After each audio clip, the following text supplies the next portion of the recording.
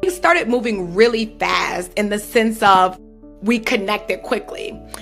He came off as my knight in shining armor, like right off the bat. It was almost like you would think that he had like a key to my diary and like read like my heart's desires out of them. Very strange, but he knew what to say.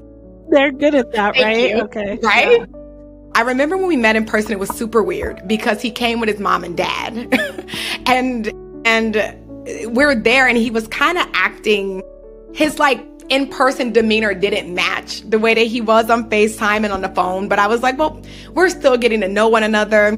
But I guess once he warmed up to me and he saw me in person, he claims he fell madly in love. I know that he fell madly into love bombing. Now we'll keep moving forward.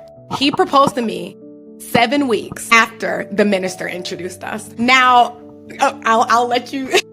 Red flag, red flag, red flag. Red flag.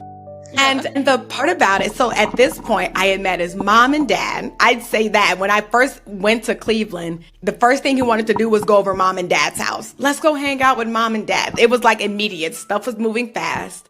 I had the minister saying he's a good man. You know, he's in ministry. They went to church. All of them went to church.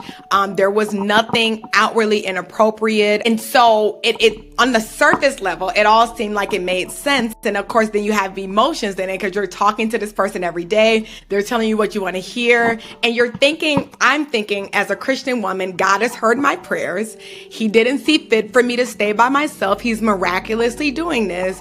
This must be his will. I said yes when my ex-husband proposed to me. And even though I was completely shocked at how fast it happened, looking back on that moment, and I talk about this in my book, I should have ran for my life and heeded some of those, not even some, they were major red flags, but it was also like just to have that inward confidence to say, let's wait 6 more months. The time we hit the beginning of 2023, I had started to gain weight.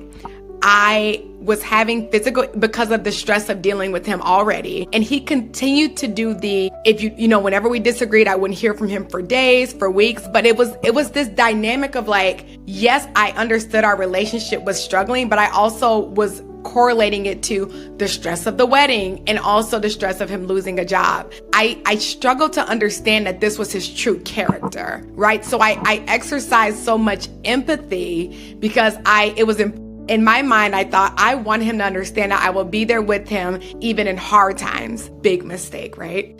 I did take the covenant of marriage very seriously. And in spite of everything that was going on, I made my vows, not just to him, but I made them before God. And I think the hard part for me was I understand that divorce is not something to be taken lightly. And so my perspective was, we've only been married for a few months. How in the world can I justify divorcing someone I felt like we hadn't even tried? But I also had to realize that I was married to a man who did not want to try. By the time September came, I was getting divorce threats daily. I'm in his home, left my, nice town home in Minnesota. I know no one but him and his parents. And I should pull that out. I felt very isolated. I had no one but him, his parents, and his church. And they all supported them. Right? His family. I will not say what city his dad is the mayor of, but his dad was the mayor, soon to be mayor of the city. So the fact that his family had some type of position of prominence